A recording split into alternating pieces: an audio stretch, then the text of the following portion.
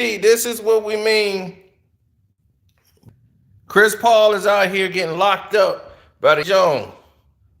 And he telling him, man, you got to stop out here, man. You got to stop fouling, man. Because he's locking Chris Paul down. So Chris is trying to get into his mind. You got to stop fouling, man. Uh-oh, hold on. Because he's locking Chris Paul down. So Chris is trying to get into his mind. That's on my PC. Now look at this. Y'all can already see the situation developing. Right? He's trying to get in Jones' head because Jones is making it real tough for him. Using his length and athleticism on Chris Paul, and jumping up tall and blocking his shots. What's up, X? I see you. And he's making it a nightmare for Chris down in the post. And he's taking away his height, everything. Like he's using his length and his body size, and Chris can't get what he wants. And when he gets like this, he's trying to use his old technique of intimidating the young guy by getting in his head. Talking about, you fouling me, man. That's all you doing is getting away with fouling me. He's taking the vision away from Chris Paul. Chris Paul don't have an easy time with this young kid. This young guy has stepped up to the challenge and made it real difficult for Chris Paul. And Chris Paul didn't show up last night. He was there last night, but Jones had him on lock. And that's something people need to understand what's going on. No, I couldn't share my video I had to share it from the desktop and not my mobile. I still am not allowed to share from my mobile. I don't know what they've done, but this was the case. Now watch Brandon Ingram come in here and stop this. You see him going after the young kid, and he's like, man, I'm just playing defense on you. And you see CJ ain't saying nothing. Man, Chris, what's going on? What's the problem, Chris? And he just like, man, dog, I don't know what he keep getting on me for. Trying to get him to play different. Jones is just playing defense. Brandon Ingram comes right over and gets in Chris Paul's face. Look here, old man. Yeah, I'm here now. I'm not no young rookie no more. You remember me?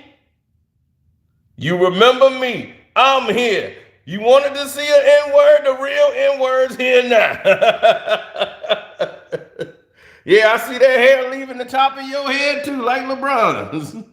You getting that George Jefferson up there. Remember me? Yeah. He's like, yeah, I went and got my brother. Yeah, big brother here now. I'm going to bend down and talk to you at your level. Yeah. Nah, he ain't going to have to stop nothing. He locking you up. You ain't doing it over here.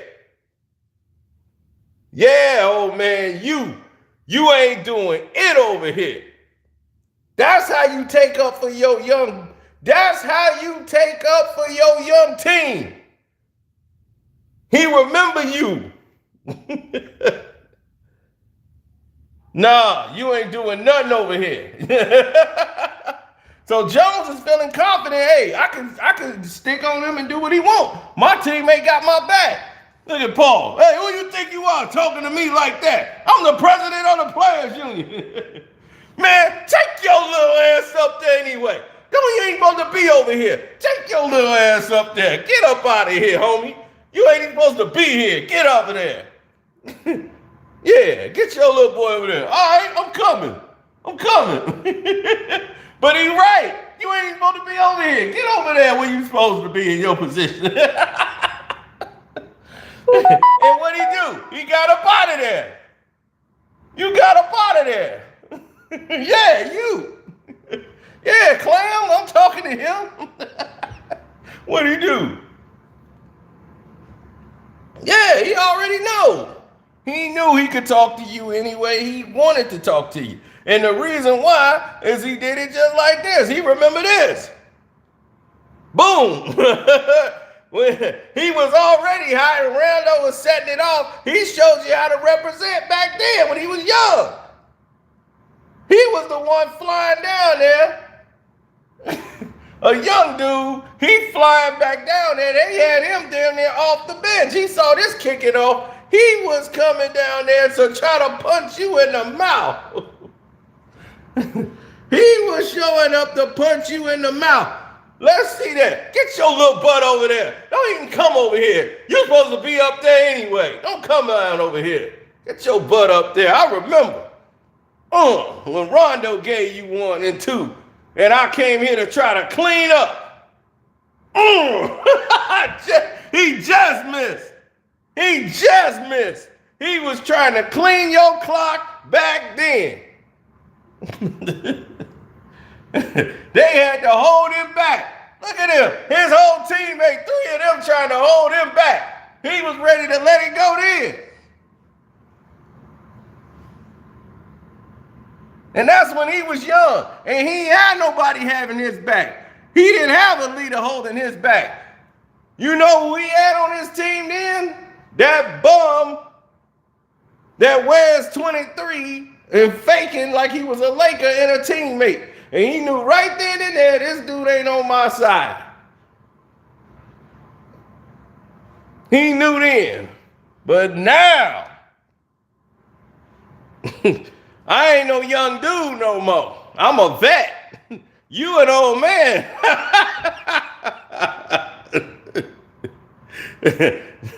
And you ain't finna do that to this man right here. I got his back. That's how it's supposed to work. A veteran in the league taking up. You ain't finna punk him. He locking your ass up. And you ain't doing nothing about it, old man. That's what's going on right now. That's what's going on right now. He locking you up. And yes, I won off this bet last night, and I felt really great about it. They showed up and showed out for me.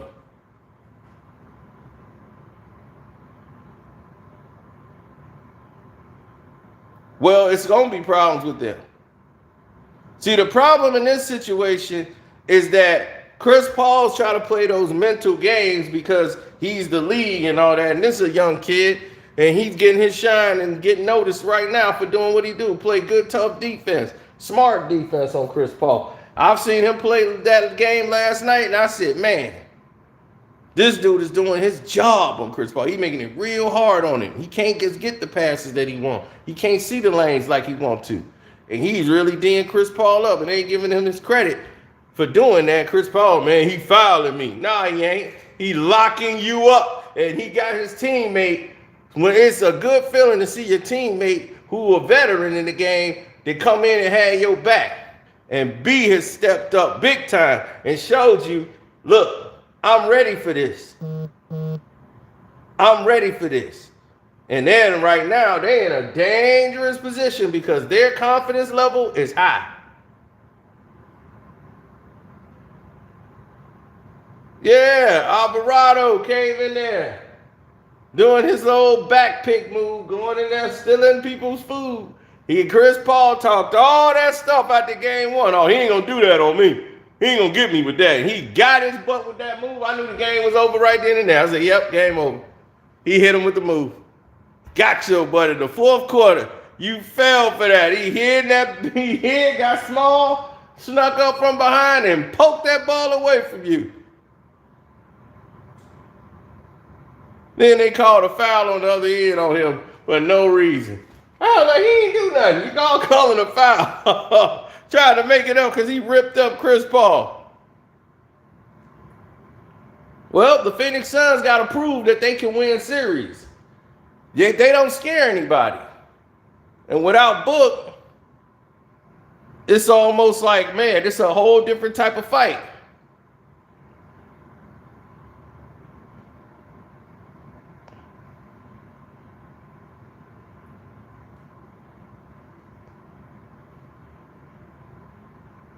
Yeah, he's a veteran. He ain't no young dude no more. He ain't no like young, wet behind the ear guy. Jones is still, just figuring this out. But it's good to have a teammate that got your back. That's a good, empowering feeling. What's good, y'all? That's a good, empowering feeling to have somebody that got your back, or you feel like I got that support while I'm out there. That's how winning is done. Yeah, I had to get up here and break this up. These squirrels out here thinking they run my house. They setting up food, like a bed and everything. I had to break all this up. I'm like, dog, these squirrels is these squirrels are habitual out here. Damn squirrels. They had these little bed set up. I'm like, what the hell? I came over and kicked the bed away. Then they went and set it back up there like I made a mistake. Like, oh, this dude must have made a mistake. Kicked my bed away. Don't worry, I'm going to make it again. It's like, these dudes, they getting habitual as hell around here.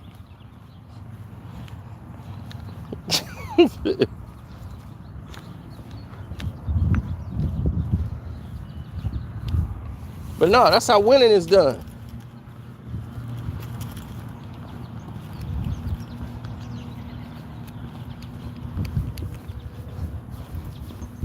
Straight up and down, always. You want to do that. Now, throughout that game, they put a lot of pressure on other people to be stars. And this is why I told you about winning in the regular season.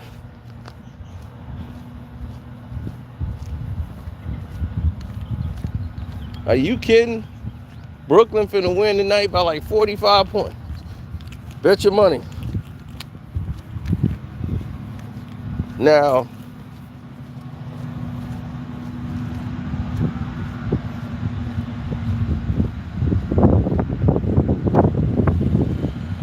no, the situation was different because they put a lot of pressure on other people to win the game for them.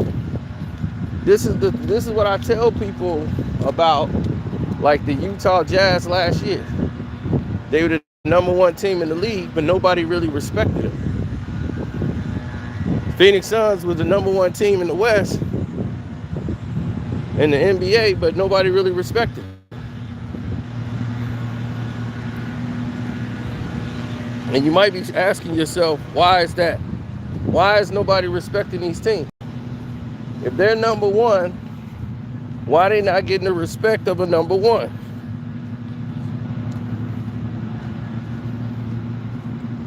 It's simple.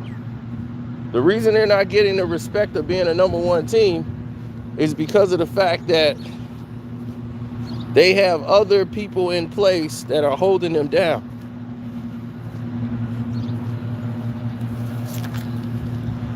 When you play in this league, you normally have one game you play one night and then you go to another town.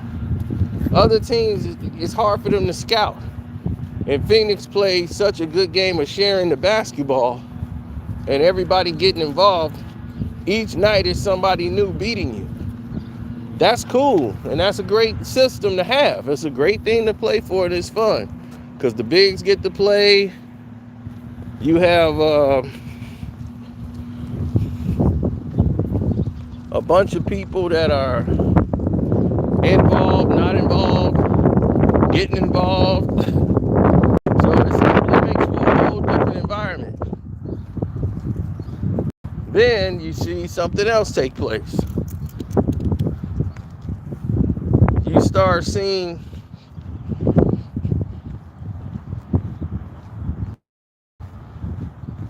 seeing a system of people game planning for you every night.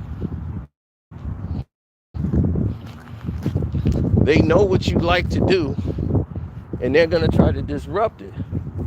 They're going to see your strength and your weaknesses.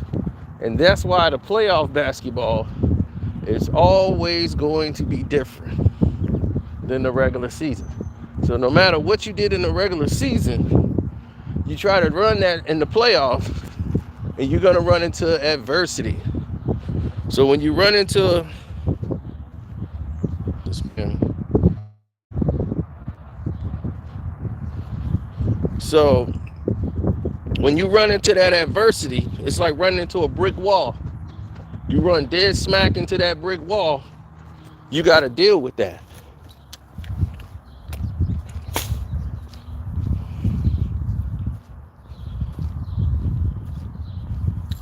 You run into that brick wall, it's going to be right there for you, dead smack. Pop. Brick wall. Now, the real teams that win games in the playoffs, they have a system of knowing down the stretch, last 6 minutes of a game, this is what we do. And if we need to change it and alter the plan A, B, and C, we have a plan. We're game planning for you, and we can make adjustments if we need to. Great teams know how to make those adjustments. The Golden State Warriors had to make an adjustment when they played. They didn't just play the same way every night. When they played against certain teams, they knew they had to game plan different. When they play against the Cavs or LeBron James' team, they know, don't let the ball sit still. Go, run them. Whoever got LeBron James, we have to keep running them.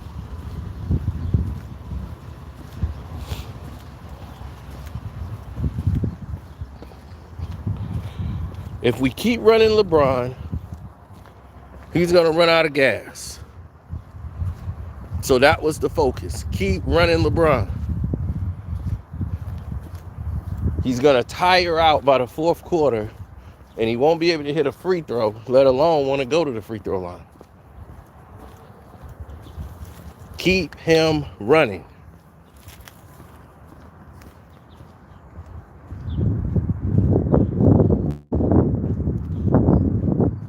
And Golden State Warriors, all their players is in such great physical condition, they can keep running up and down the court.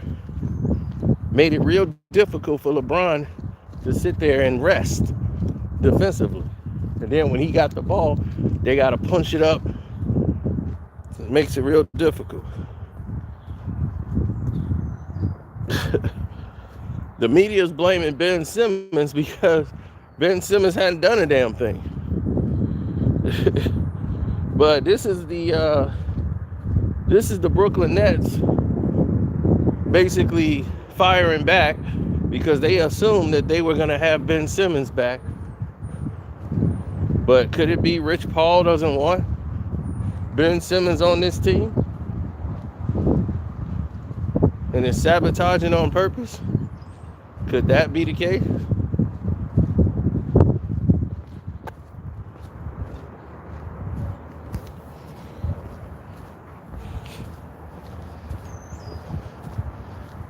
You think he feel good about him helping Kyrie Irving? I don't think so, because LeBron won't think so.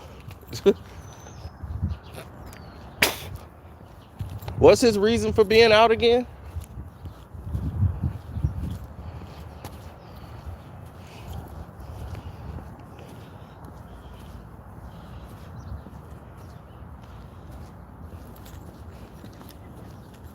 Why would Rich Paul drop Ben? Ben's done everything Rich Paul has asked him to do.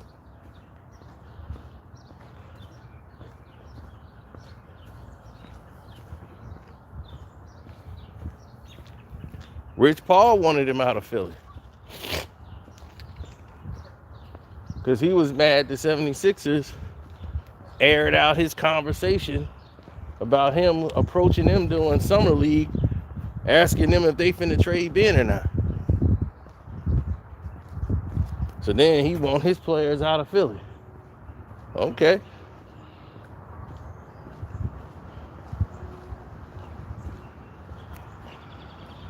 Now, no more clutch players are going to be going to Philly. Maxey's the last one left.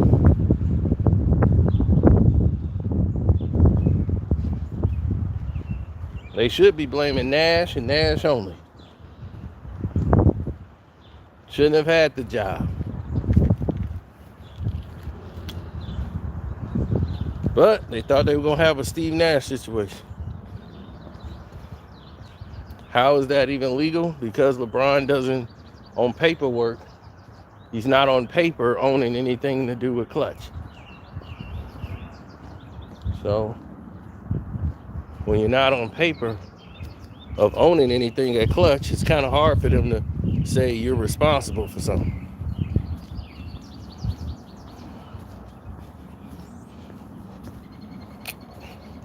Even though we all know he's running it.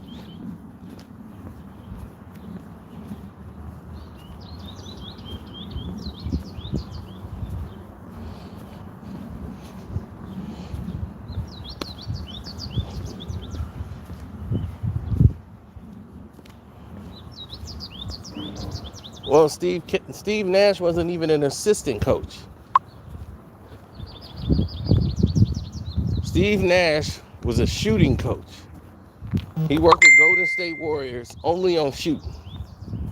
He would work with Steph Curry, work on drills, shooting the basketball. That's all he ever did. Nobody respected Steve as a coach. Steve is basically letting the players coach themselves. And when they need a coach, he's not there to provide any type of knowledge or any type of insight. He's playing right into the hands of the opposition. That isn't a good coach to me.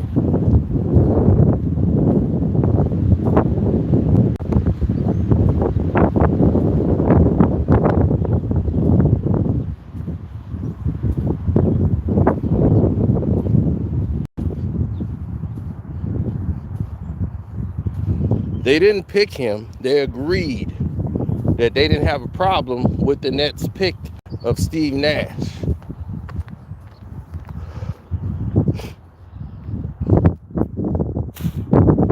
They brought in Nash, Stoudemire, and D'Antoni, the Phoenix Suns system that didn't win or get to an NBA Finals. After being number one in the NBA, playing that style of basketball. Shooting the ball within 10 seconds of the shot. So now what you end up having is people who are game planning against you, like Boston have. They're making you play their style of game. And you have to adjust your game to that. And your thing was, Steve Nash, was to turn Kevin Durant, your weapon, into a decoy. And facilitate the ball. That's what they want you to do, you idiot. You've just done the work for them.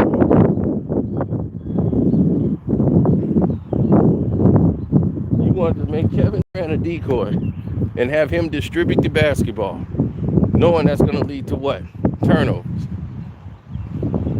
Give shouts out to the coach of the Boston Celtics for being smart.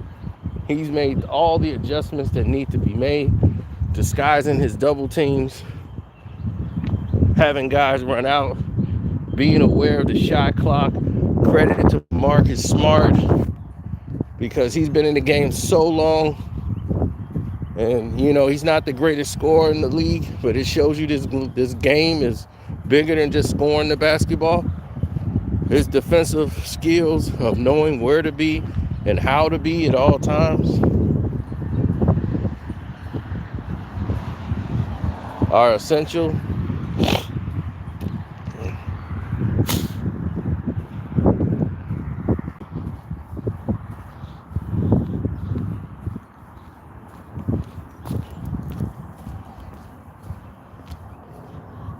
Thanks, Uncle Frank, for holding it down.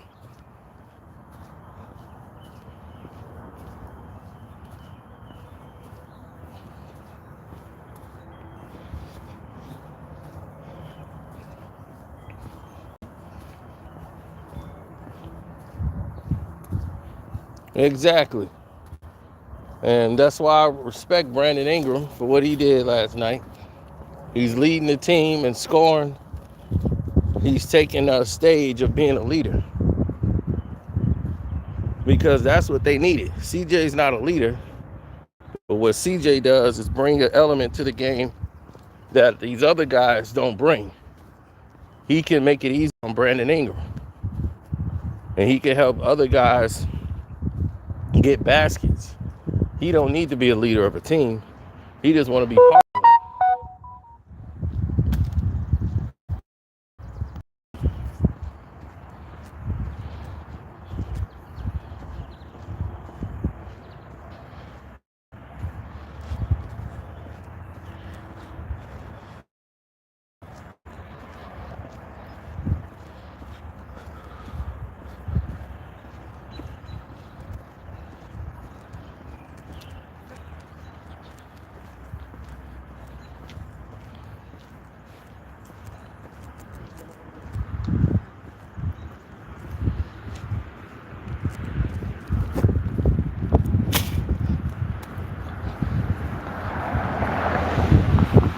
Well,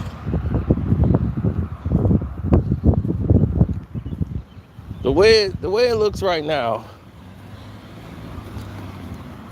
I think Arrow. No.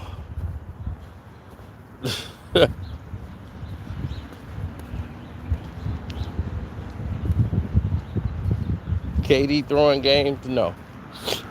Wouldn't throw a game.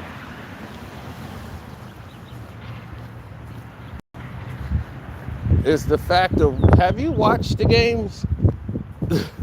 I mean, that's what I gotta ask the question, because people ask me the question and it sounded like y'all didn't watch the games. Like the Pelicans, the reason why they're beating the Sun. Do you see the way they're guarding and dealing with DeAndre Ayton?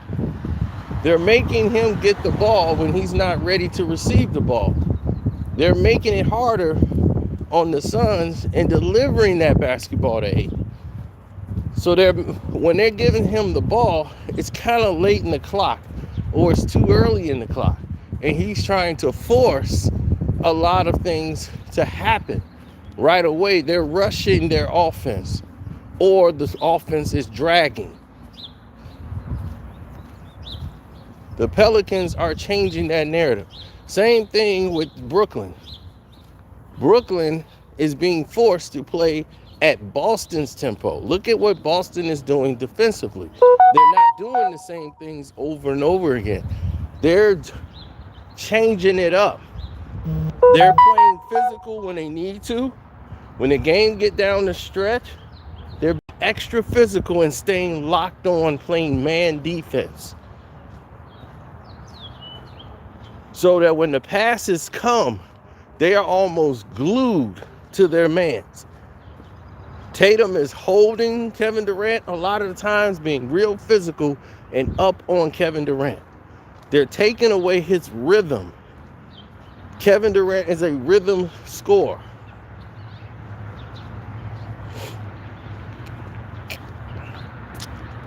If you take up or disturb his rhythm, it knocks him off his groove. So you have to be aggressive with Kevin Durant. You have to be physical. You can't let him get dribbles. If you do, you got to run up on him. Do not let him get set to shoot. You got to kind of keep him on the island. You'll let Kyrie be Kyrie, but you got to stop Kevin Durant. That's going to determine winning and losing. Boston has made that decision. We can't let Kevin Durant beat us. We'll deal with Kyrie. We'll take that challenge as it comes, but stopping Kevin Durant is essential to winning the series.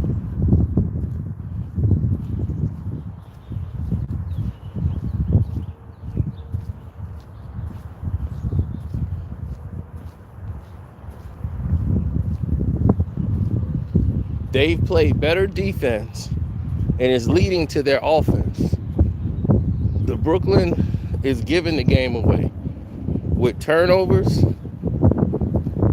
forcing the ball, and not having a game plan within the last 6 minutes of a game. Every game they've lost in the last 6 minutes. As poorly as they've played, they are still in the game in the last 6 minutes of the game. It's how they play in those last 6 minutes that has cost them 3 games in a row. They could easily be up 3-0 right now.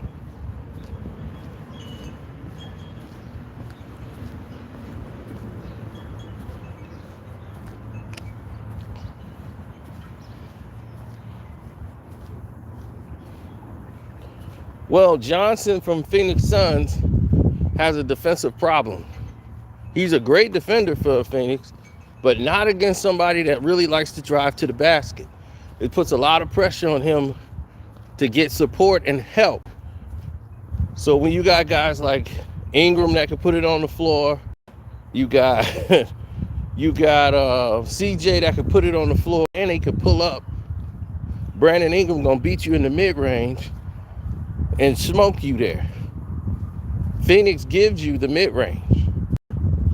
They saying, okay, we'll give up that mid-range. We're gonna lock this 3 game down. They put pressure on Crowder defensively to have to guard. He can't just stay up at the 3-point line. He's got to move his legs and feet and keep up with you. Now, when that don't work, then what you got?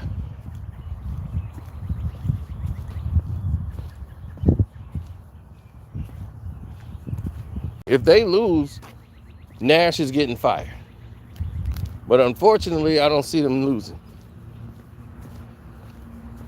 I see them winning 4 straight games. Starting tonight.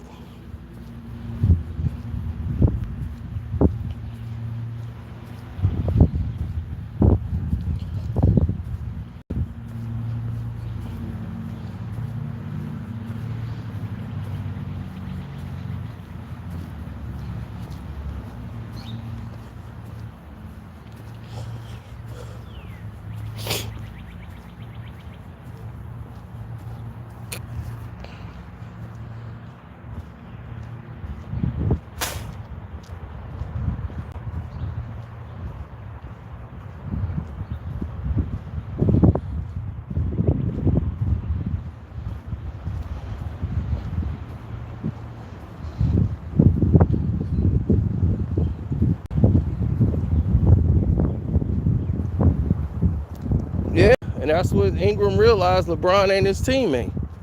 He ain't sticking up for him. He should have been trying to grab Ingram instead of Chris Paul. That ain't your teammate. But LeBron never viewed y'all as his teammate. That fight showed you everything. Who his team was. He grabbed his team. He grabbed Chris Paul. Why? Because that's his team.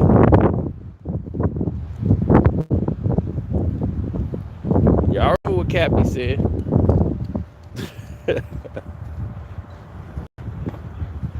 But I think she meant Rich Paul. And I believe that.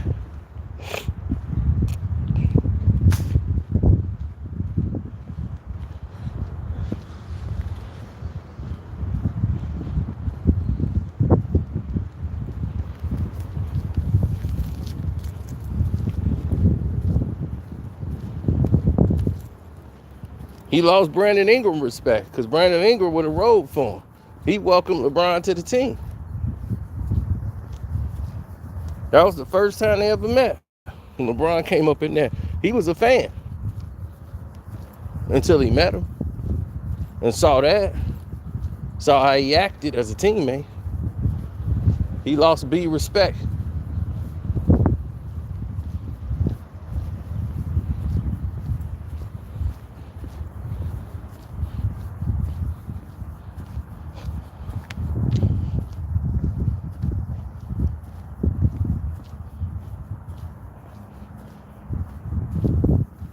No, the Suns got to make some adjustments. They go on runs, but if the transition baskets aren't being laid out for them, it's kind of hard for them. because they got a major problem here without Book. And that's Chris Paul can't step up because he's having a defensive time with Jones. Jones has put that boy on some locking down. He's really taking Chris Paul out of it and playing a half-court game with the Pelicans. You gonna lose. That's not Phoenix's strong point here. They need to get out and run.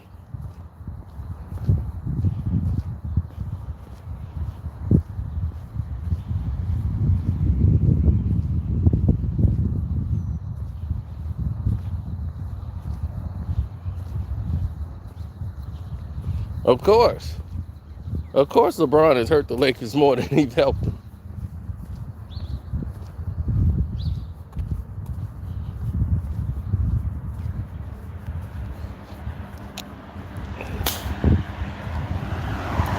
That's what LeBron does. He hinders an organization, puts you in the luxury tax and destroy you. For what? You got a championship that nobody even remember because it doesn't count as one. It's a pandemic championship, but there's no parade, there's no real ceremony. There was nothing for it. It was a way to keep the lights on while the NBA tried to figure out what's going on with the rest of the world, because we was in a pandemic. So let's let our popular teams get something. The Dodgers got something. Notice they ain't been back.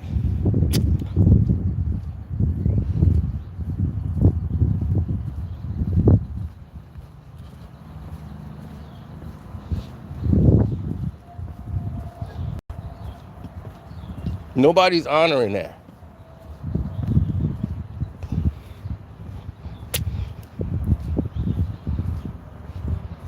Baseball don't even mention the Dodgers as champions.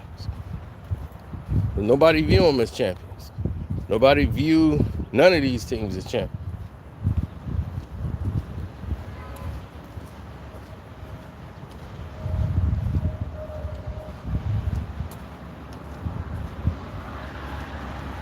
I mean, you missed the playoffs twice. First round exit, and then a pandemic season that stopped it. So what did you really bring to the Lakers? They don't have a first round draft pick to the year 2007.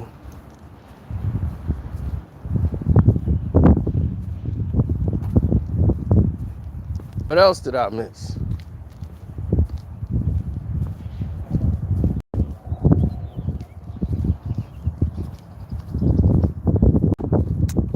I mean, not 2007, but 2025 and 27. No first round draft pick coming to the Lakers. So if they trade with anybody, they better hope they can get picks. It's going to cost them picks to do anything that they want to do out there right now. Everything they doing and talking about doing is going to cost picks.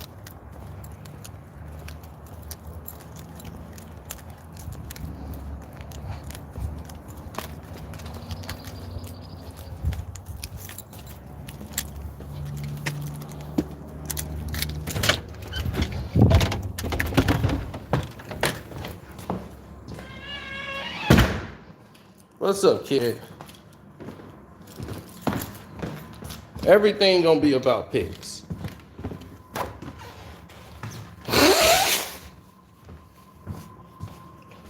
Can I really say that Ralph Pelinka, like he said, the Lakers are gonna be making all the decisions from now on? It was like, then who the hell was making them before, right?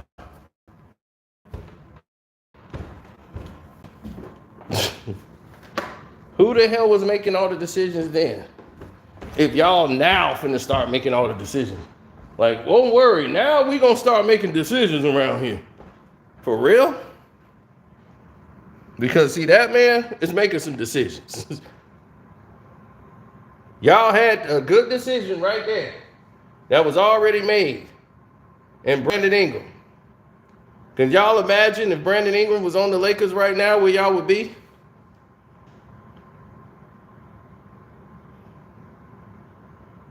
Have anybody ever thought about that? And y'all let a bum from Akron come in there and take him away. So y'all can get Anthony Davis. Now ask me who you think fared better.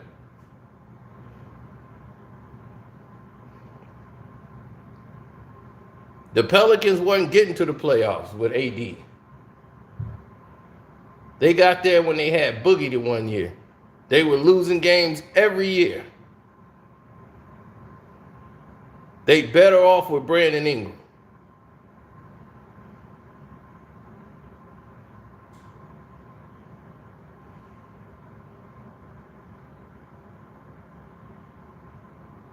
Got more heart, more balls than anybody on the damn Lakers. Now let me guess. I'm hating on them again. Or am I stating the facts? If you're a Laker fan, what do you believe right now? I know you believe Anthony Davis ain't in no top 75 greatest basketball players of all time. I know you smart enough to know better than that. How he top 75? He can't even play 75 games.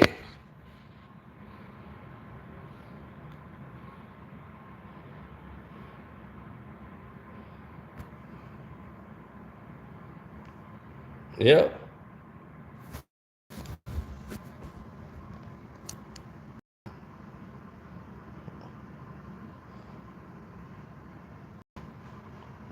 I love that.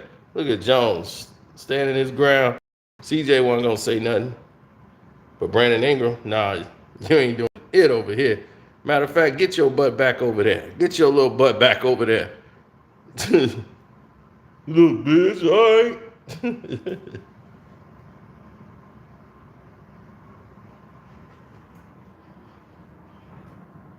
Chill on the Knicks. Chill on the Knicks. I told you where they were going.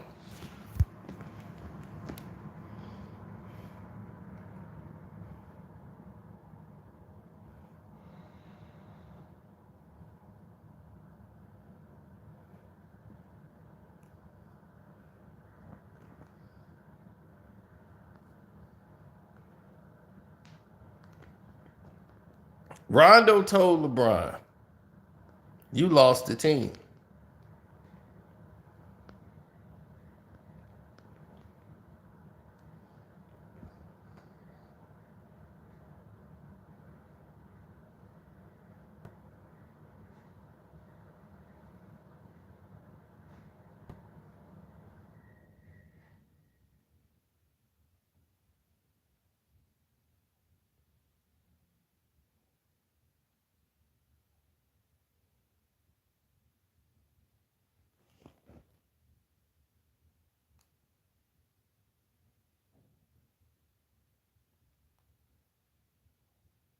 Mm-hmm.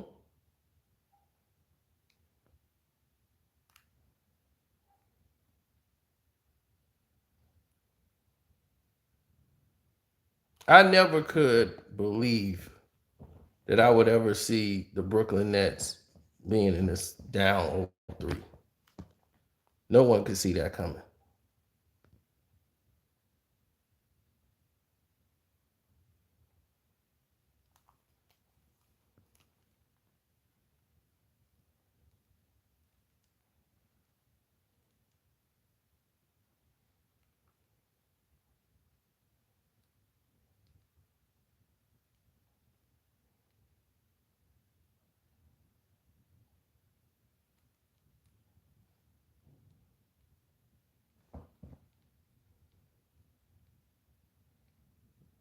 No, well, if you had, let's say you had him.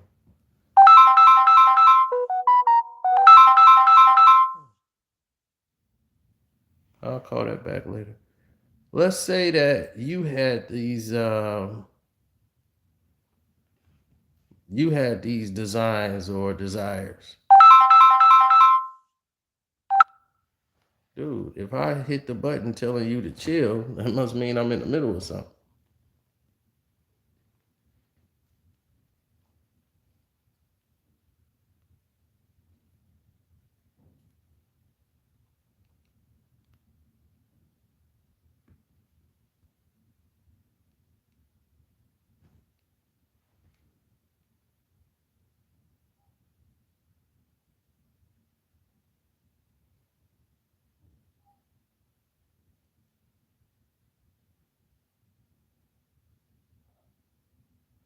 I really didn't care for a lot of the things that were brought to the table. But hey,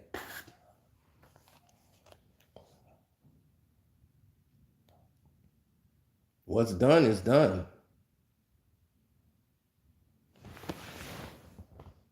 That's because they don't understand the game.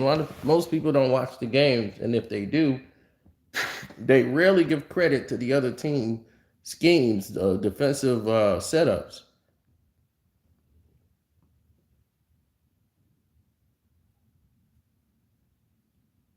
No, it was the way they defended Kevin Durant that turned the game around. They didn't start that the whole game.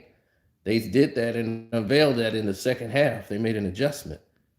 And this is why he was 0 for 12 and didn't score any points, no field goals, rather, in the second half. He got fouled a lot and went to the free throw line, but other than that, he didn't. That's why I asked. I'm like, did y'all watch the games or did y'all just watch a highlight? I like to watch the game so I can go back and know what's going on.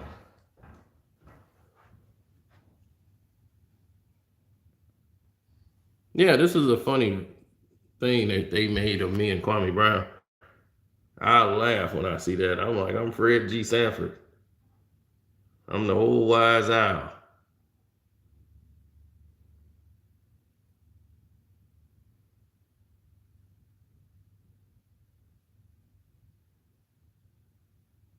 I guess Kwame's Lamont. This is a funny photo, I must admit. That's funny.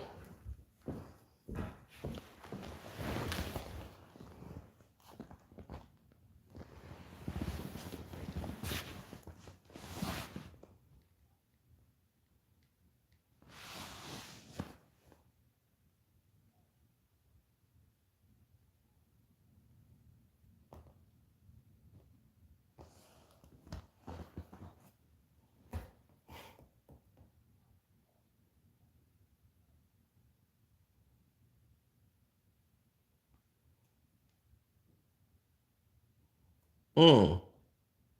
You know what? That's been very interesting to me because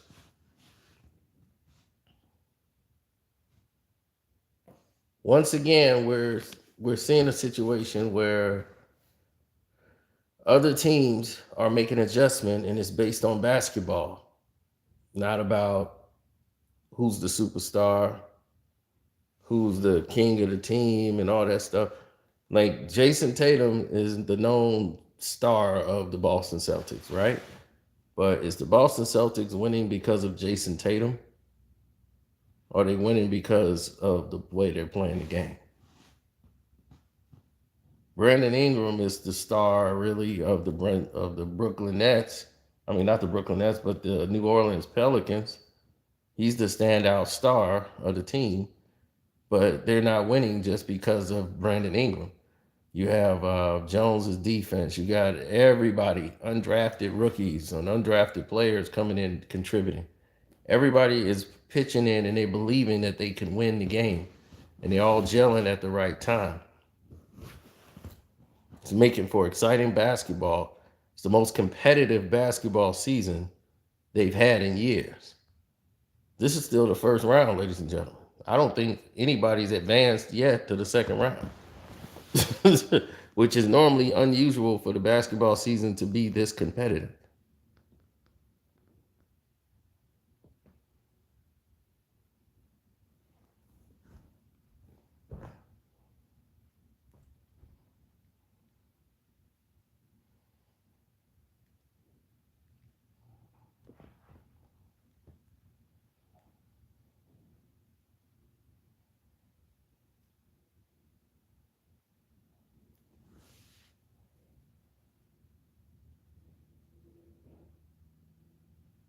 I never really seen too many of these people outside of, let's say, three, maybe four or five other people actually come forth and actually make a statement saying that, like this is what need to be done. Like it's the Brooklyn Nets are the negative press on the Brooklyn Nets is controlling all of the playoff talk. I haven't heard any real talk about Golden State, even though they were up 3-0 and they lost last night. No real talk about them. The Brooklyn Nets are controlling all the media talk because can nobody believe, one, that they lost another game and they're down to the point where they're down 3-0. No one saw that coming. So to see them down that low, that's going to throw some people off. Yeah, shouts out to the NBA competition committee. They've done a great job this season.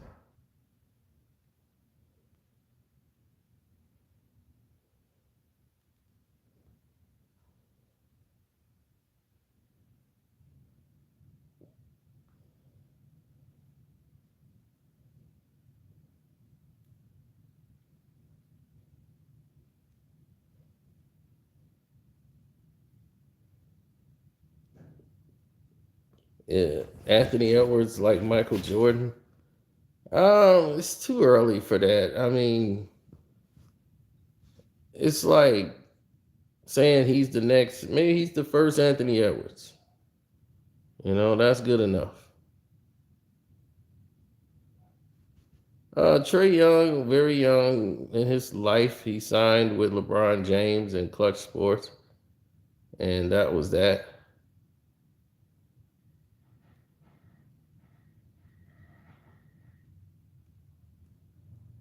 Trey Young and Jimmy, they got a beef. Like it's a competitive beef.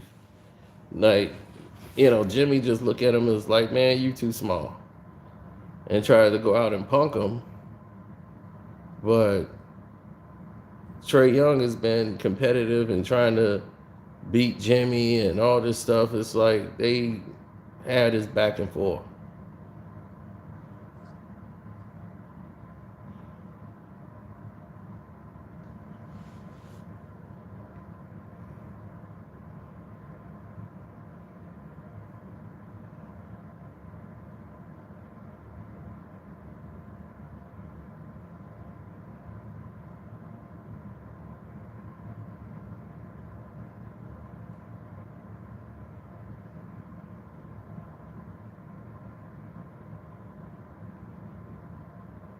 I mean, people need to talk about the struggle of DeMar DeRozan.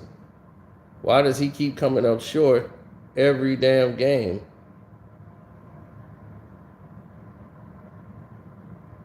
I mean, if that needs to be brought to the table more than anything else, but we're gonna say that for tomorrow.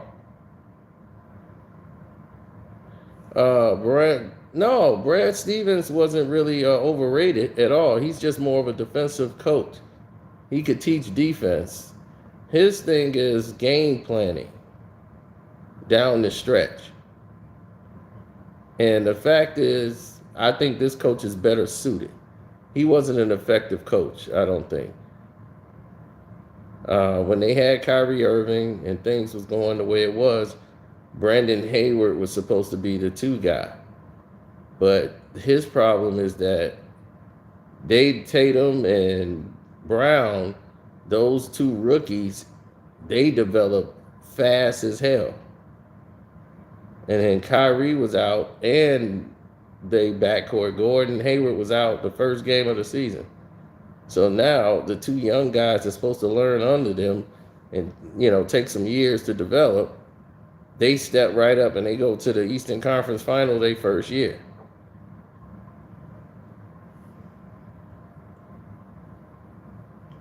And ever since then, it's been a struggle to get back there because the next year, basically, the next season after that, Kyrie was gone. He comes back and plays his final year in Boston, played 2 years in Boston, and then that was it. The change of direction was like a war. So it was kind of unfair for Brad Stevens to be in that position. But he's moved up to front office. It's not like he's gone from the team. He's basically upstairs while the same imprints are going on. So he's going to be in there drafting talent and getting the players out there on the court that need to be. Well, they shouldn't have lost Big Al in the first place. So Big Al spent, what, 2 years floating around. They got Big Al back. They got rid of Morris, another, loudmouth on the team, but he was more veteranized. I like we got the good Morris, in other words. But defensively, he's going to give up some shots. Um,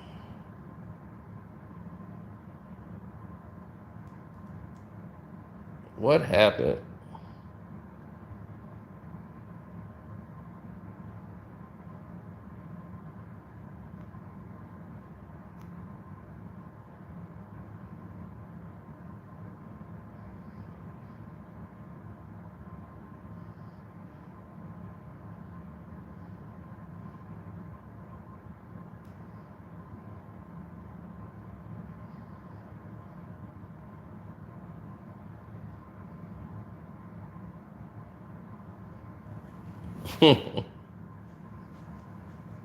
No.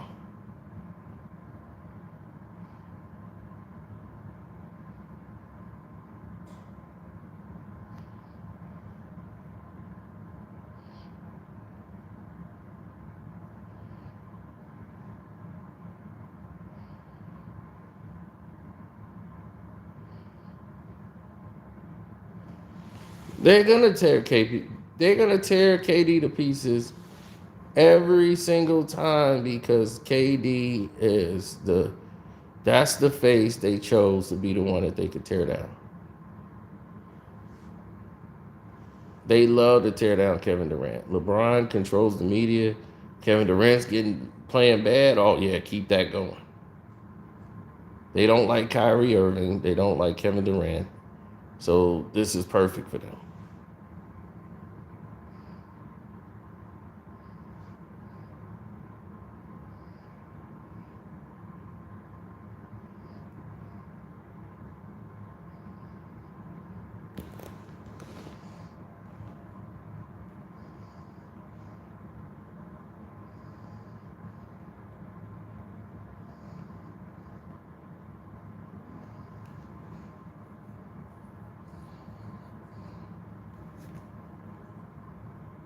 Oh yeah, we just dropped some information on the Patreon that most people didn't know. That's out there. If you VIP Patreon, you got that on the live stream.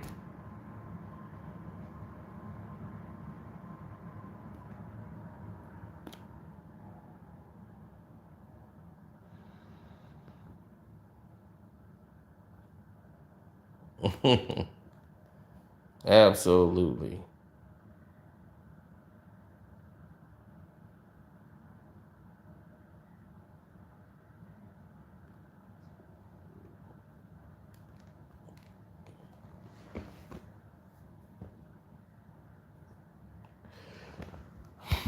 Well, I'll tell you this.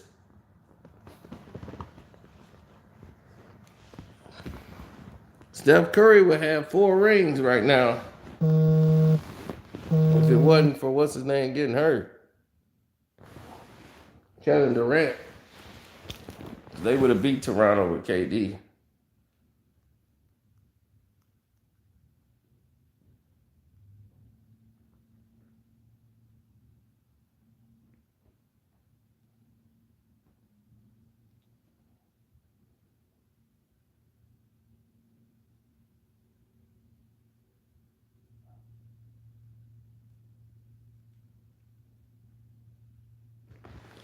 A lot of people say stuff like that. They don't really mean it.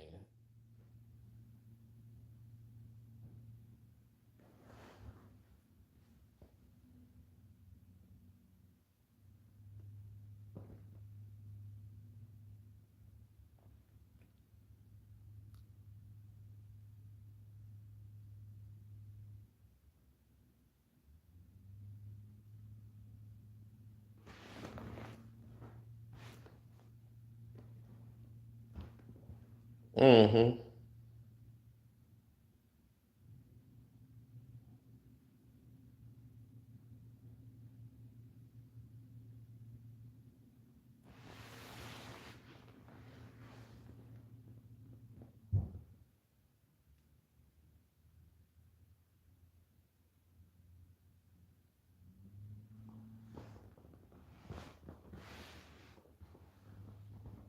Jimmy is somebody you would love to have on your team and probably end up wanting to fight him too.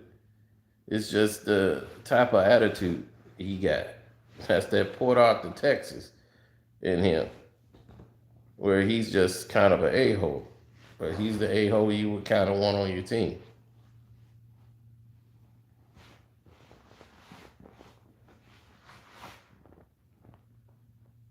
I remember my friend told me when he was playing for the Bulls and he was mad at Jimmy Butler. I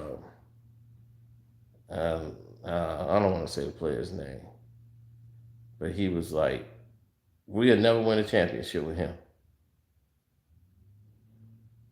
Never win a championship with him. And I'm like, that's Jimmy Buckets. That's when he was getting the name Jimmy Buckets, scoring them points and all that. And he's like, we'll never win a championship with that guy. He divides a team. And that's when all this stuff was starting about Jimmy being a bad teammate. And Wade played with Jimmy, and when he played with the Bulls and all of that, and the team had to talk with Wade. It's like, dude, how are we supposed to get better as a team and we ain't practicing together? So Wade was like, all right, you know what? Forget it. I'm going to come practice with y'all then. And the team really didn't get better. And he forfeited the $20-some million so he can go play somewhere else.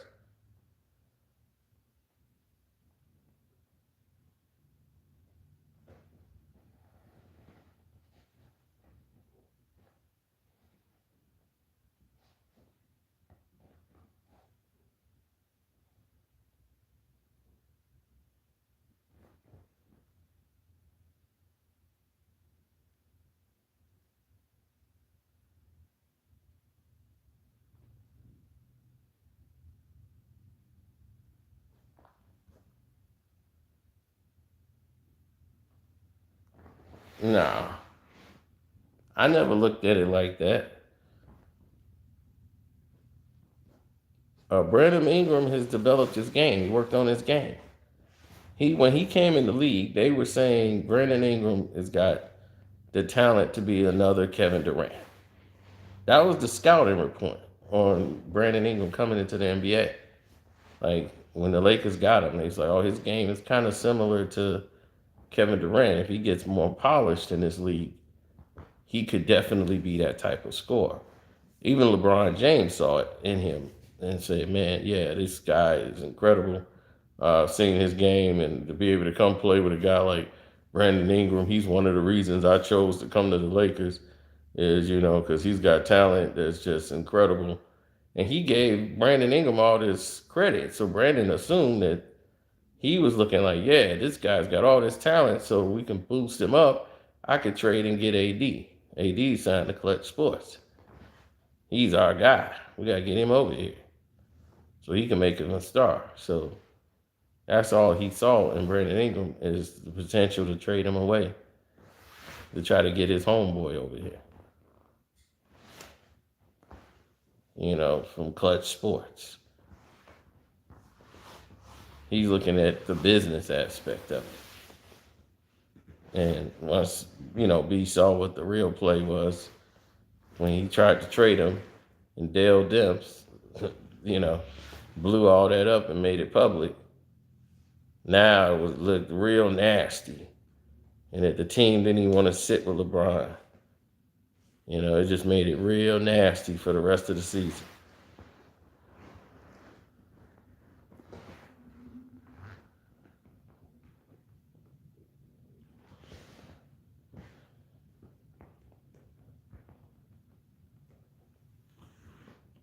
Yeah, but it was supposed to have been a steal of a trade. Pelicans got all those draft picks. They got Josh Hart, Lonzo Ball. They even fixed Lonzo Ball's shot. Now Lonzo Ball can shoot the ball better than AD.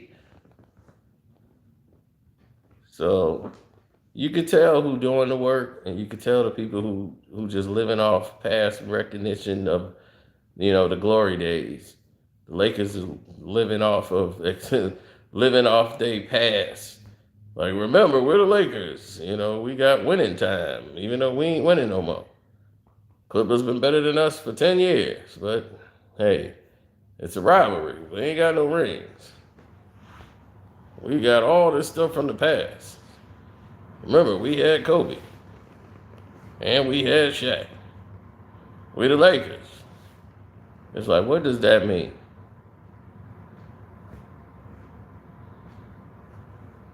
The Lakers' futures was fine. If they didn't do anything stupid, they would have been right back here and one of the most dangerous teams in the NBA. Legit. The Lakers would have been one of the most dangerous teams in the league. Legit. They would have had every player in there under salary, too. They wouldn't have had massive contracts. Everybody would have been able to be here. You would have had a team for like maybe 3-4 years of dominance. Oh, that ain't no cappuccino. That is for real, Jack. The Lakers would have had a dangerous team, and they would have been under the cap, and they could have made moves. They wouldn't have had any supermax players. They had role players, all in the right positions. They had the right guards. They had the right forwards. They had people that was getting the job done. They had JaVale McGee. They should have kept JaVale McGee. Why would you give him away?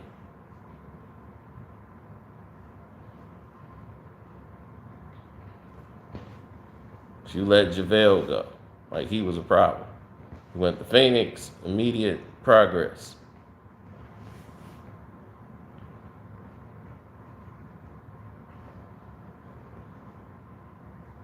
Melo is damn near 34 years old. He can't guard these 20-year-old guys.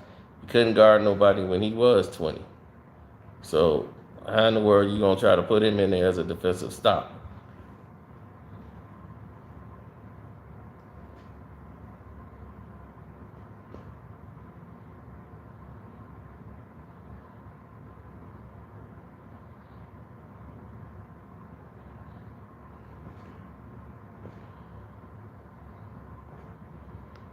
Of course they regret trading him.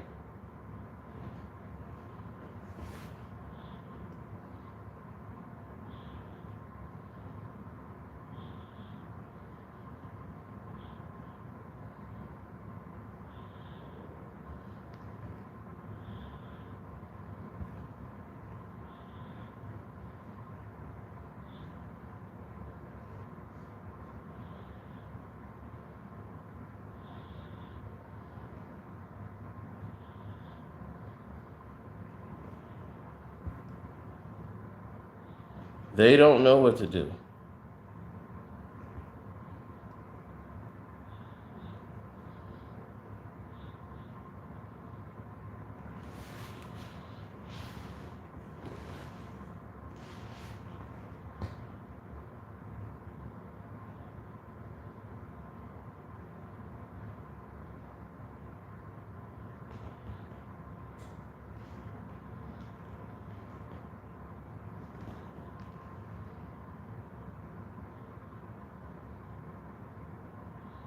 I see you just watch highlight. Well, she probably do. She probably don't understand. Or he.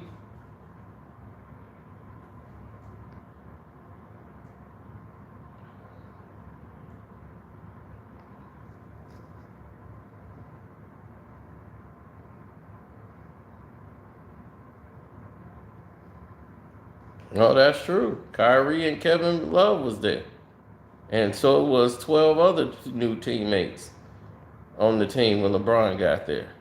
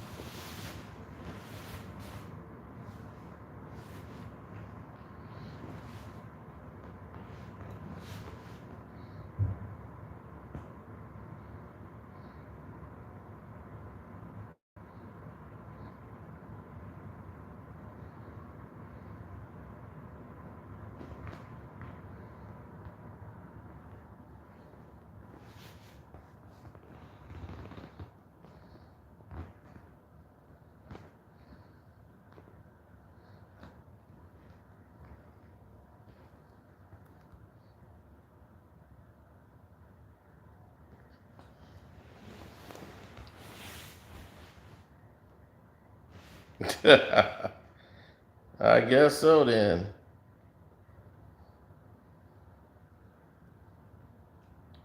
But Brandon Ingram has always been a player that has shown improvement.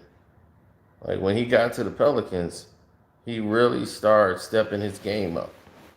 He started attacking more on the weak side. And when you started to see the developments and what was happening and transpiring with it was a lot of different things that you would say is artistic culture, as they would say. But you get it when you see it. The problem is that you have a lot of people giving what they call misinformation.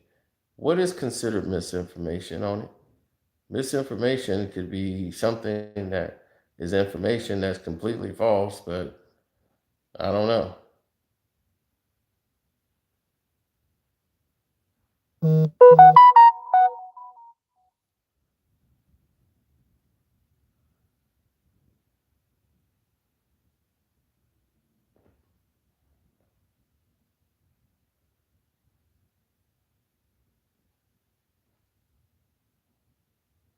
Oh no, they don't talk about stuff like that.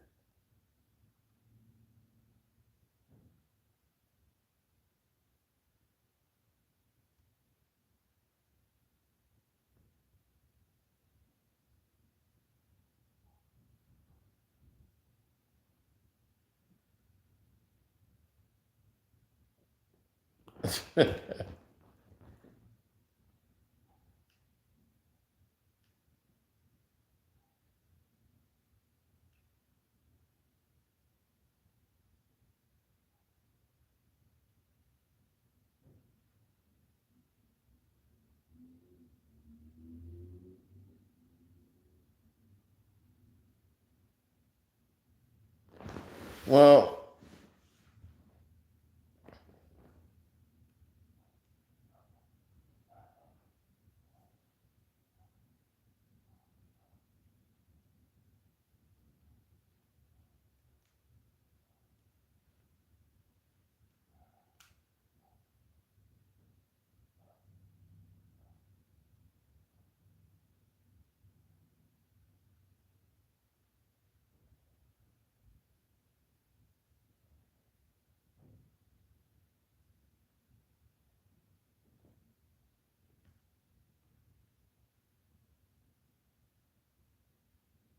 oh no.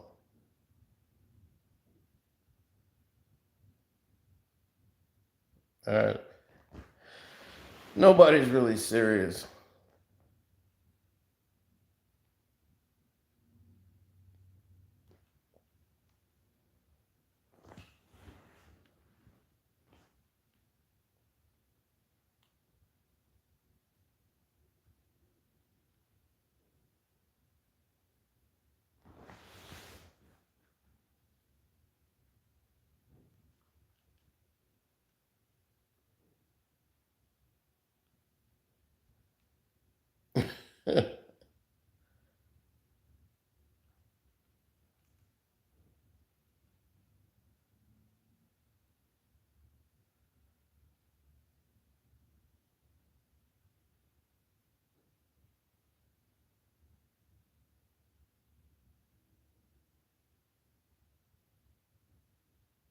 Oh well, you get a dose of Jones, then you get a dose of Alvarado, and it's frustrating Chris Paul because he can't get what he wants.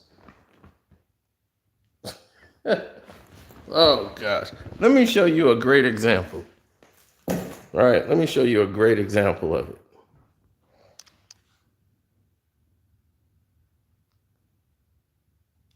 See, look at Chris Paul. Look at Alvarado. He's showing him, I'm not touching him with his hands. So don't call a foul. Not touching him with my hands. But he's just in the way. Look, in the way again. So meanwhile, people like Jay Crowder got to bring the ball up. He's not comfortable doing that. Why is Aiden at the top of the key? This whole thing is jacked up. He's denied Chris Paul from getting the ball right where he needs to be. The offense isn't set up right. Crowder is finna shoot. Aiden is in his way. So you know it's a pump fake.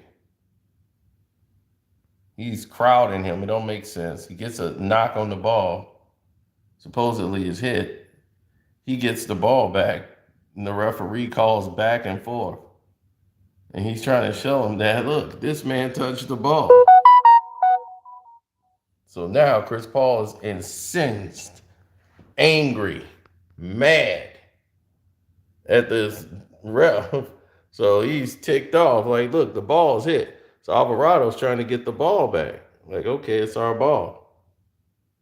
Look, they made the call. Look, it's our ball. Give us the ball. And look, Chris Paul trying to tell him, calm down. You finna get the ball. Get your hands off me. Look, calm down. Get your hands off me. I don't even want to talk to you. Nobody's going for this Chris Paul bull. Look, nobody's going for his bull on the team. Y'all gonna respect me out here. I'm short and dirty. They don't give a damn. You see the look on his face? He was undrafted, bruh. He's fighting his way to get in here. He ain't got time to listen to you.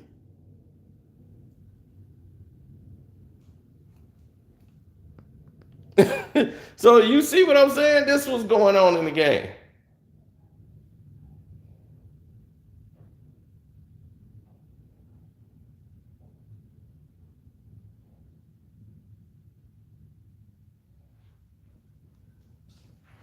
It was plays like that.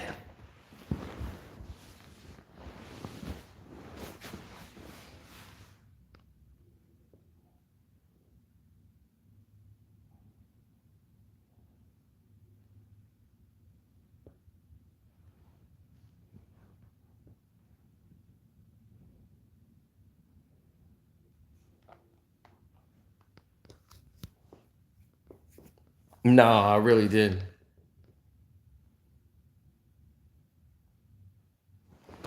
I don't know, but it's definitely gonna bring some changes about.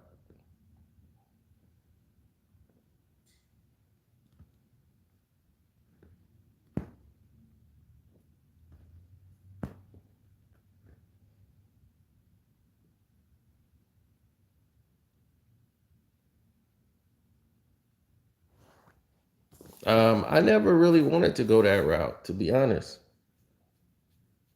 I just watch the games and pay attention to basketball. And everybody's it's that's what I'm saying. You got great matchups. Everybody seemed to be having a rivalry with somebody else.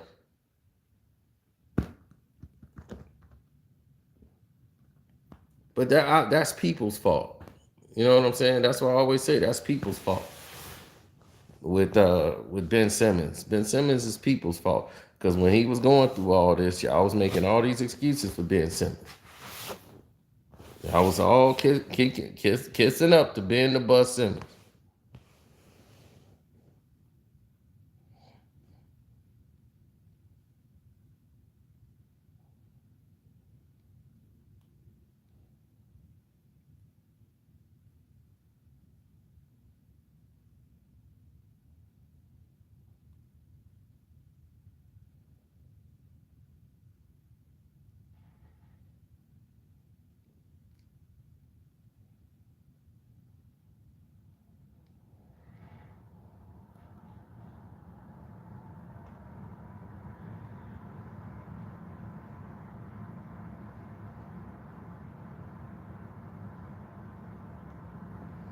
No, I heard Ben is out for tonight as well.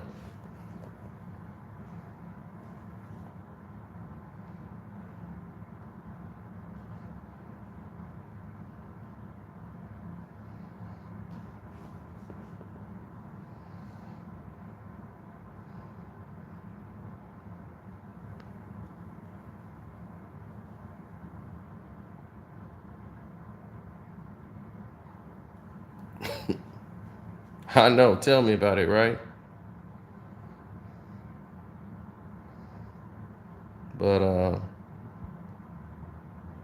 Absolutely.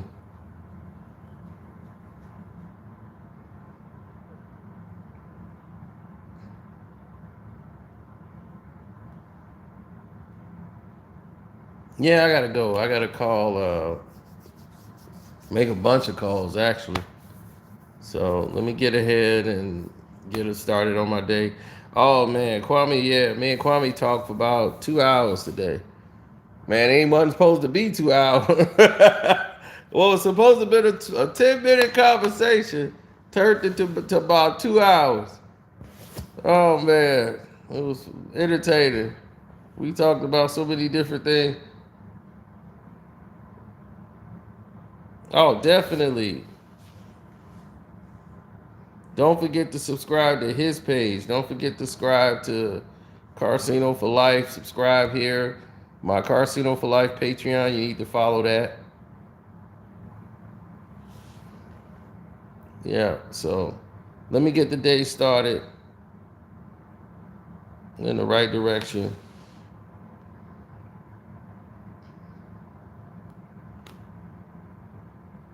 Yeah, I'm probably gonna take a nap right after I make these calls. All right, thank y'all for tuning in. I'm out. Thanks for the super chats. My cash app is Carcino, Karceno, and I'm out the door.